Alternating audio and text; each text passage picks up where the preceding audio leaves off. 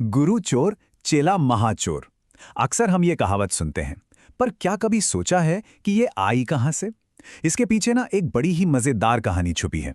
आज हम उसी कहानी की परतों को खोलेंगे, जो हंसाती भी है और एक गहरी सीख भी देती है। तो चलिए शुरू करते हैं।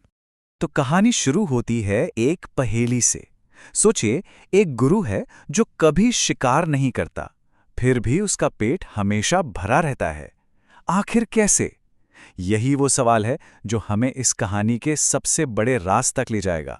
तो सबसे पहले चलिए गुरु के इसी रहस्य पर से पर्दा उठाते हैं। ये है हमारे जग्गा गुरु। जंगल में रुतबा तो इनका बड़ा है, पर आदतें थोड़ी कह सकते हैं अजीब हैं। पूरा दिन बस सोना, आराम करना। शिकार? अरे वो तो करते ही नहीं, फिर भी रोज ताजा मांस खाते हैं। सवाल वही है, आखिर ये चमत्कार हो कैसे रहा है?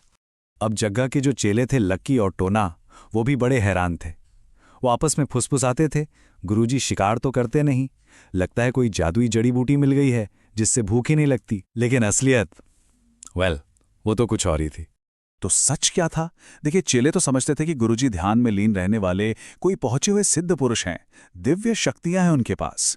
पर असलियत में जग्गा गुरु हर रात चुपके से शेर की गुफा में घुसते थे और उसका शिकार चुरा लाते थे। जी हां, ये कोई दिव्य शक्ति नहीं, बल्कि सीधी सादी चोरी थी। अब जब शक बढ़ता गया, तो लकी और टोना ने ठान लिया कि अब तो इस राज से पर्दा उठाकर ही रहेंगे। उन्होंने चुपके से गुरु पर नजर रखनी शुरू कर दी, और बस यहीं से कहानी ने एक बहुत ही मजेदार मोड़ ले लिया। तो अब शुरू होता है चोरी पर चोरी का एक अनोखा खेल। जब चेलों को अपने गुरु की सच्चाई पता चली ना, तो पहले तो वो हैरान रह गए, पर फिर दुखी होने की जगह उनके दिमाग की बत्ती जली। उन्होंने सोचा, अरे वाह, हम तो इन्हें सिद्ध गुरु समझ रहे थे, ये तो चोर निकले। तो क्यों ना हम भी गुरुजी का ही शिकार चुरा ले।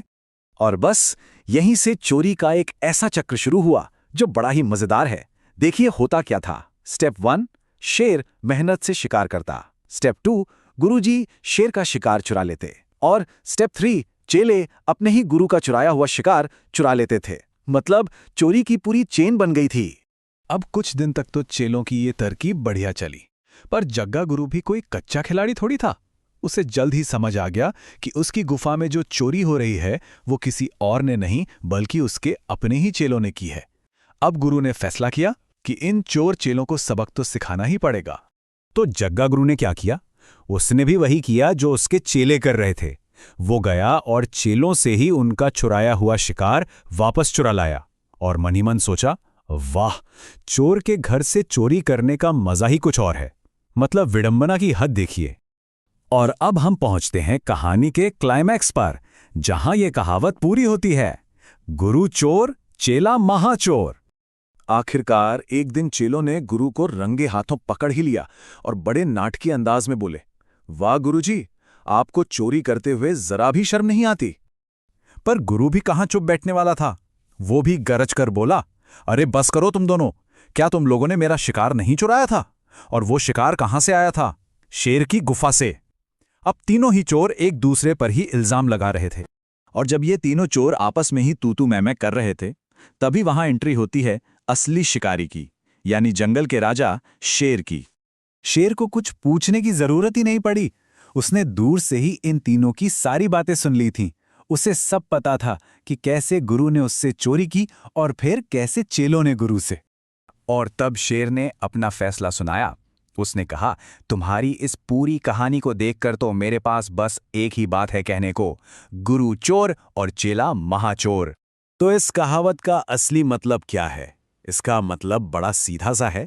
जब कोई शिष्य अपने गुरु से अच्छी बातें सीखने के बजाय उसकी बुरी आदतें सीख ले, और उन बुरी आदतों में अपने गुरु से भी 2 कदम आगे निकल जाए। ये कहानी हमें एक बड़े सवाल के साथ छोड़ जाती है।